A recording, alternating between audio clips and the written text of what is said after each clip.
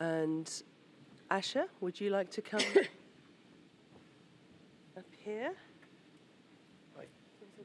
There was a paper. It's gone. It's gone over there. I think the gentleman took it. Okay.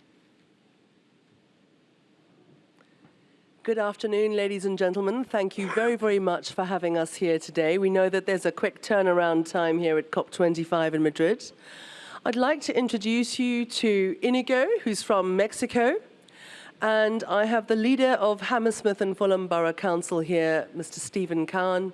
And I have a head teacher from the United Kingdom, Fiona Cowan. They're not related.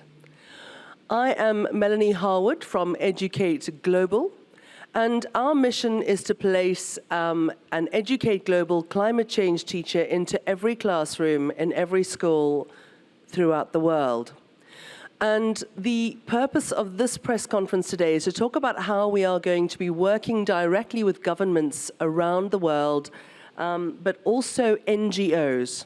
So we launched Educate Global on the 22nd of April this year. It was only supposed to be a trial in the United Kingdom. We were given a brief of getting into 80 schools, and it has gone viral. We are now finding that we have hundreds of thousands of teachers signed up around the world, and we are in 40 countries. Now, as you understand, that has logistics that need to be based around it. So what we are going to be talking about is how we are going to be connecting with NGOs just like Inigo's, and how we're going to be working with government councils in regions to deliver this template and to support it globally. So I'd like first for Fiona Cowan, who is a head teacher. Every teacher in her school is an Educate Global climate change teacher accredited by the United Nations. And she is effectively now a hub school for all of Derbyshire in the United Kingdom. So she's just going to have a chat with you about that. And then we will spread over to Stephen and then to Inigo. Good afternoon. So we started on this journey about 6 months ago. Before that, we'd done some work with Mel and her company around climate change at COP24. But I undertook the training in May of this year, became one of the first teachers in the UK. And as part of that training, I shared what we were doing with our staff in school. They became very committed and actually said that they would like to undertake the training as well. So both myself and my staff undertook the training. We've worked on developing a curriculum. We've worked with Educate Global and uploading a lot of our experience to their social media site. And that has led us to become the first climate change hub in the UK. We followed a template that came out of Dubai and Asha Alexander's school, where we become the centre of education within our county. So the plan moving forward is to work with government officials to be able to spread the knowledge to enable us to empower children, which then they take that information home, they share it with their parents, which shares it with the community. And what we found by doing that is that the community become involved in climate change initiatives, their knowledge increases, their capacity to take on information and use that information to change their life and the way that they're living. And by doing that within the schools, we've enabled change within our community. We can only do that by training the teachers, and the training from the teachers then imparts their knowledge to the children. So would you, Inigo, you are going to be talking about Mexico has recently changed its constitution, but you are now looking for that bottom-up approach. And we want to be working with governments and with NGOs, sort of like NEOs, so that we can then approach governments and departments for finance and green funding, so that we can roll this out. You've got the process, you know what you want, so let us have a hear. First of all, thank you very much for the invitation. It's an honor, Melanie. Educa, the foundation, I'm a chairman, was founded 25 years ago, and around 10 years ago, we, with other NGOs, we decided to do a top-down approach, which is changing the Constitution. We suggested Congress to include environmental education for sustainable development in the Constitution, and after 3 tries, in May of this year, we're happy to announce that Mexico, for the first time in history, has included mandatory environmental education worldwide. So that's the top-down approach. And the bottom-up approach is making an alliances with important NGOs in Mexico and internationally to go school by school, teacher by teacher, university by university. And for Educa, it's an honor to have this conversation with Educate Global, to be one of the important partners to implement Educate Global in Mexico. And if we do a good job, also we can be of help in Latin America. Fantastic. So, Stephen, you are from a borough in London in the United Kingdom. Now, just tell us, you had the opportunity, your team, you sent a delegation over to the United Arab Emirates to go and see this school here. That's it over there, Asha Alexander School in the United Arab Emirates. Yeah, we came into office in 2014 with a view to develop an industrial strategy, but also to be the greenest municipality in the United Kingdom. And we saw those two things as one and the same. So we have a relationship with Imperial College London that is looking to use technology to help us achieve that aim. And there's many different things we're doing, such as declaring a climate emergency and working with an independent commission to change our policies and help us become carbon neutral by 2030. But the most important thing we have to do is to engage a huge public reaction. And we believe the most significant way to do that is through children. It's children who, at the end of the day, it's that generation that sadly have this dreadful bequeath. And it is up to our generation to fit them out as best possible to be able to cope with those challenges. So we met Melanie Harwood, who we were extremely impressed by.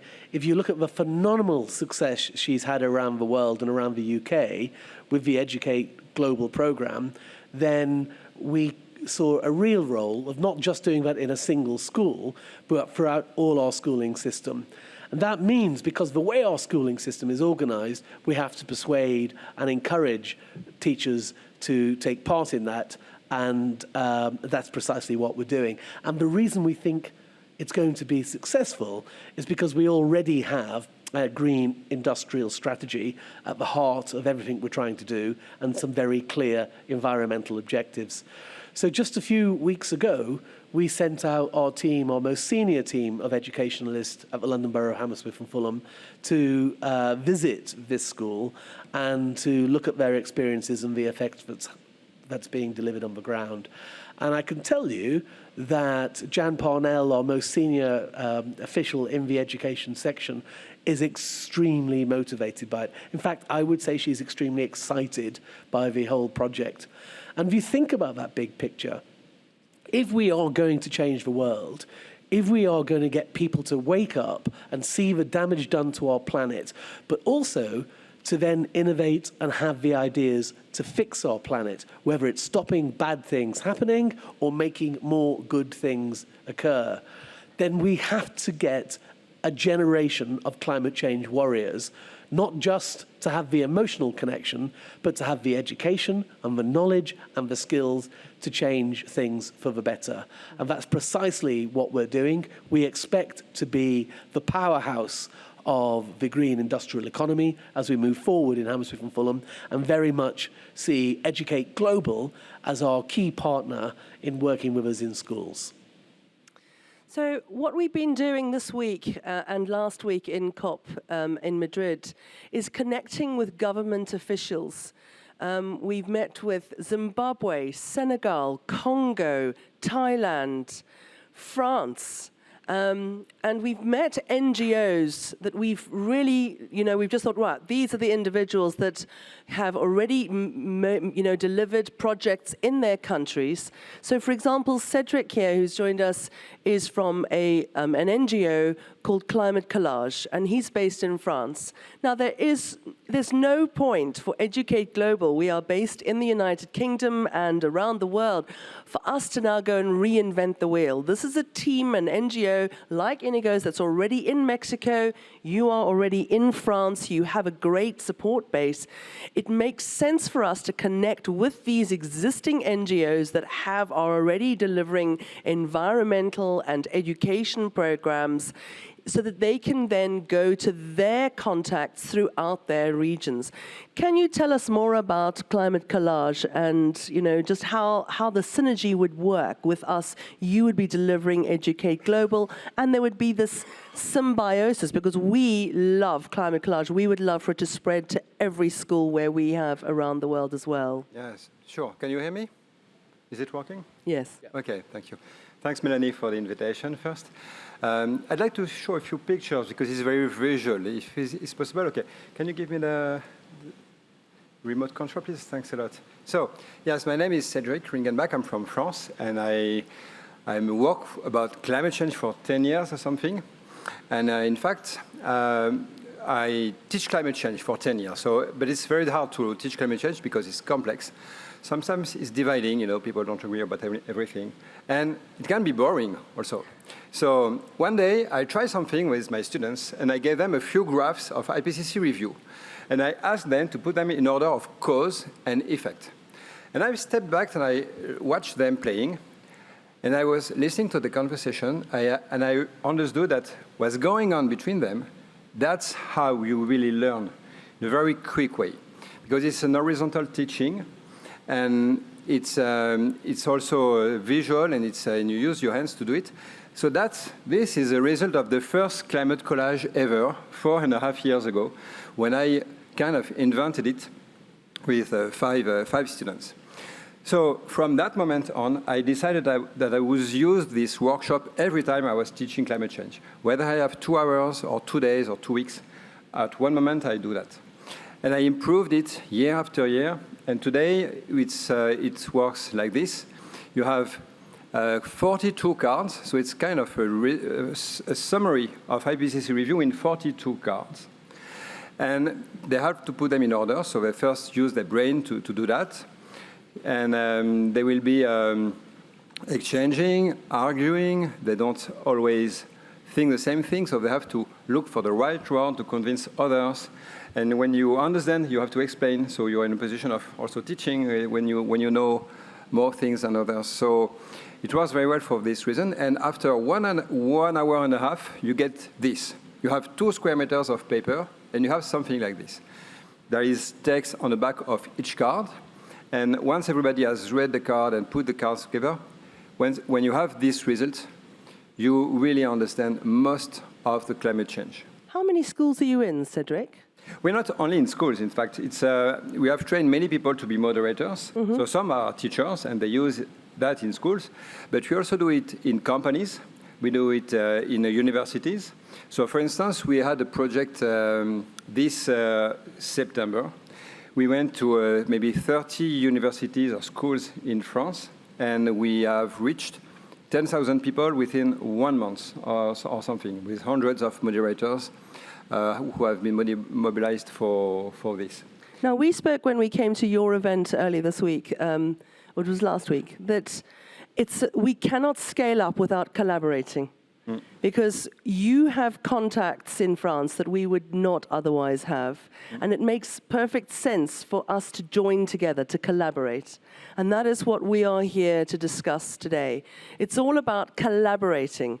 Because Cedric has an amazing system They have an amazing NGO, amazing idea. I love it. I went to the training. I was very ill. I forced myself out of bed on the weekend, and I went through to do the training. And I explained, I said, this is perfect for our teachers around the world, but it makes sense for us to join together, for you to be the hub for Educate Global for all of France and the French-speaking countries. Just as Fiona is the hub for Derbyshire, you will be guiding your schools throughout London, and then you will be helping us throughout Mexico. We are very, very keen to hear from countries around the world to get in touch with us. We are here at COP. You can either get in touch with us via UNITAR, who are our partners in this endeavor. We are Educate Global, so it's www.educateglobal.org. And we want to scale up super fast. We don't have time. We've been going to a lot of meetings here at COP, and there's a lot of meetings about having meetings and reports. We're not here to discuss the creation of the reports. We want action, and we want it now. We've seen how this transforms communities. We've seen it in Asha Alexander's school, where she has how many teachers? 327 climate change teachers accredited by the United Nations, and she has 68 parent governors accredited by the United Nations. This is spreading 5,000 children. Fiona, you are in every school in the United Kingdom. How many have you got? So we've got 30 teachers already trained in our school. That means that 300 children are being educated about climate change this very week while I'm here by people who are properly trained. We have the commitment from our governing body that they wish to do the same, as many of our parents are wanting to come on to do the course. We have a plan to scale out to the schools in Derbyshire, and obviously Educate Global are looking to get into every county within the UK to start passing this information out. The information is about actual information about climate change. It includes case studies, it talks about adaptation, mitigation, and it gives people information that they've probably never had before that they can then start to use within their own lives to make a difference. How old are the children in your school, Fiona? That's the interesting part, because my school's an infant school and my children are only, they start at 3 and they leave me at 7 to go to the juniors. And when you talk to my 3 and 4-year-olds about their understanding of climate change, I can promise you that it will meet and match some of the information that you guys are holding now at this conference. My children are well versed in understanding the issues around climate change and the things that they can do at that very young age. We talked about creating a future for these children where they are going to need this knowledge. They're going to be able to need to use this knowledge to support themselves in a changing world, and that's what we're doing right from grassroots. So it doesn't matter. It's children from the age of 3? Yeah, we start at 3 because of their understanding. 3 years old, right through. Asha, your pupils are slightly older. We are in secondary schools. We are in colleges, UTCs. We've even have universities, teaching universities that have signed up. What is the age range that you want to affect in your country, in Mexico? K-12, since kindergarten to Right. master, yes. Why do you want that? So I think that's necessary for the world. Everyone needs to know urgently what's climate change, what's happening, the actions we need to take. Our plan in the short run is to reach around 1,000 schools. But thanks to the good relations we have had with the government, with the Minister of Education, the Minister of Environment, the goal is, with the help of Educate Global, to reach the 30 million students in Mexico. And right now we're working in periodic meetings with these two ministers, Education and Environment, and I'm sure we can reach that goal soon enough, because now we have changed the constitution. So that's, for these two ministers now it's mandatory. So they need help from NGOs to reach that goal. Fantastic. Stephen, you've been having meetings this morning at the Britain is Great stand. Have you noticed anything? Is there anything cooking here at COP25 where you can hear that there's a buzz about education at all? Or do you think that this is an initiative that is something that's at a grassroots level here that we are sort of developing? I think you're one of the first.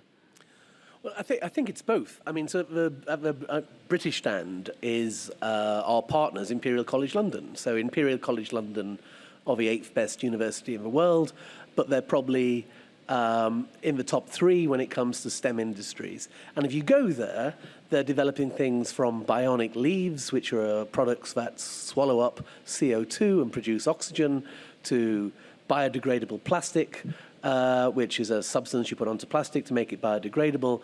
So there's without doubt an awful lot of innovation coming out of our academic institutions. And for the future of humanity, what we need to do is to capture that, turn it into business startups and turn it into change on the ground that begins to fix the environmental crisis that we're in. But at the same time, who's going to become those students? And what knowledge and experience will they have by the time they get to 16 or 18 and go to university? And at the moment, there is a gap in the environmental emergency training amongst our curriculum. So what Melanie's doing is making sure that if we're going to have 1,000 flowers bloom, that we change tens of thousands, hundreds of thousands, millions of, in fact, of children in the climate emergency and what that's about. And when you get that emotional commitment combined with the ability to have the knowledge and understanding of the complexity around the climate emergency, then we're more likely to get that generation of children not just persuading their parents to change lifestyle habits, but to bring forward the type of innovation we need to literally save our planet. So I think it is the combination of what you see on the British stand, where Imperial College London has a presence on that stand, and they're developing their position, and it's worth taking a look at.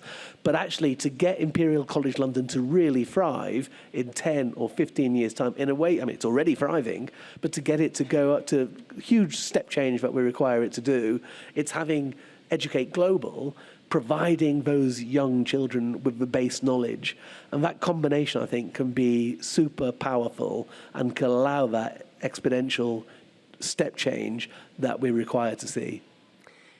Are there any questions from the House? This gentleman here. Thank you very much. Good afternoon. I'm Raymond Ryoka from Uganda. And sorry I'm late. I had another That's session. okay. We'll forgive you this time. Yes. I'm bringing the perspective of Africa and Uganda in particular, how the gap we have in creating and empowering young champions in schools, and especially looking at grooming climate change champions at a school level. We are trying through our partners to, especially Plan International on climate cities program, but especially we have engaged in more than 15 schools in the city of Kampala in Uganda, but we have a lot of gaps in relation to teachers. I don't know how you discussed on that, because they have gaps on information and knowledge. Yet we need more champions.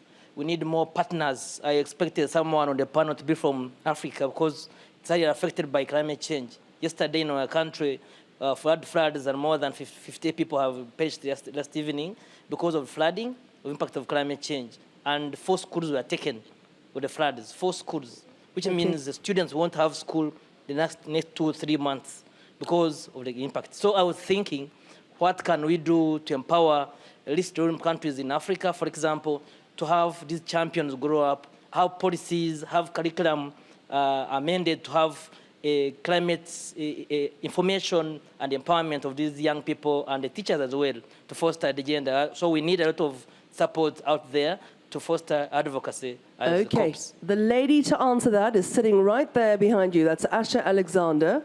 She's a head teacher in the United Arab Emirates. If we can pass the microphone to Asha, she will explain how to fill those gaps.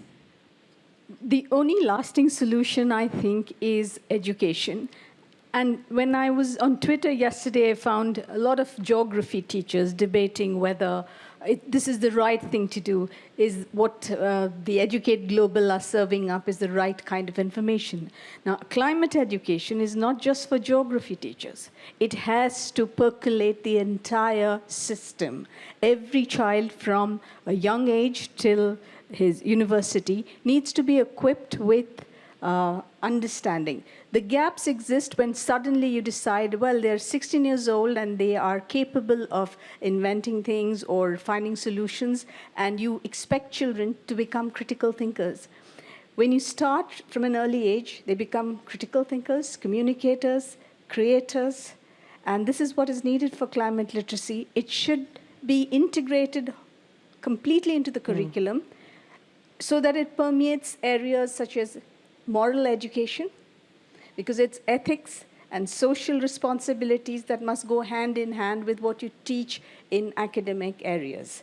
So those are the gaps. You can have information, but if you're not inspired and if children are not inspired, I doubt it can become wholesome. Children must understand and be inspired to act and feel the need to change. I have a question for Stephen, though this is as a member of the audience. What kind of time frame, Stephen, will you need to implement Educate Global in your borough?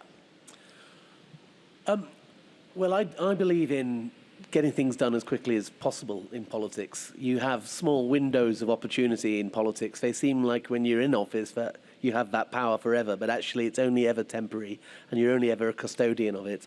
So the solution in that scenario is to get stuff done as quickly as possible. We met Melanie in the last 3 months. We realized we had an awful lot in common in our objectives, and we realized very quickly that Educate Global could play a phenomenal role in not just our green economy plan, but also in our ambitions to become the greenest council in Britain. So we're expecting to get this done very, very quickly, but and within the first year of meeting her. But we have soft power in local government. A lot of the schools are independent in our governing system. So what we're aiming to do is to persuade and to cajole, and that's how we will win people over. And I think because we already have the basis of our industrial strategy, which is fundamental to how we're changing the curriculum in our schools, which again is soft power, because we have no legal ability to impose curriculum in our schools, but we can encourage, and if we build something that's enticing enough, then what we're finding is teachers are getting engaged with it. So we see this sitting along a range of things. We're the only council in Britain to abolish we're the only council in Britain to provide free breakfast for all school children. Now, we don't just want to provide breakfast because there's a huge level of food poverty in the UK at the moment, surprisingly, and too many children are coming to school with aching stomachs. We want to use that opportunity when they're having breakfast and brunch to provide education via our industrial strategy and via our green industrial strategy. So we think we can get it done very quickly, but it's about winning over hearts and minds, and that's how we will do it. And we'll make significant progress within our first year. Cedric, you've got 2 seconds. Yeah, thanks. You talked about scaling up, and I think it's important. We need to be very quick, so it's a question of exponential. Yes. And the rhythm of growth of this exponential. So, I mean, on our side, we try to go as quick as we can, and so far we have doubled the number of people we reached in every 6 months, and it's accelerating. We plan to multiply by 10 in the next 12 months. And we came here to the COP in order to get global. So far, it's mainly in France that we use that, but we are already present in China, Brazil, UK, Egypt, and now Spain, of course, for a few days. And so we use for that. We organize. We have created an association 1 year ago only. It's a very new association. And we have a very delocalized way of functioning. It means the people are pushed to take initiative and to play the collage wherever they want, and to group also to make we have people in many cities and they organize themselves, and we decide to have no hierarchy. I mean, to have something very very delocalized and make decisions very easily on the local level, so that every group can grow as much as it can. And I think it's important to work also this way and to be connected to other groups that can be local contacts also. So we are looking for people in different countries during the COP who can be the local contact for us. So they will be trained to be moderators. They will start using the game, and after a while they will train more people, and it will grow like this. And so it's also fine that we can reach networks that already exist or schools, because it's very easy to become a moderator. In fact, the game itself lasts 3 hours, and to train a moderator, it's only 3 hours also. Within 3 hours, you can become a moderator, and all the content is in the cards, so there's nothing to do. You give the cards to the people, and we're going to be giving it to 329,000 teachers. Our time is up, guys. Yeah. We've got to end. Please get in touch with us. Educate Global, EDUCCATE Global. We're looking for country partners, governments to get in touch with us, NGOs, organizations, schools, and we look forward to hearing from you. Thank you very much. Thank you.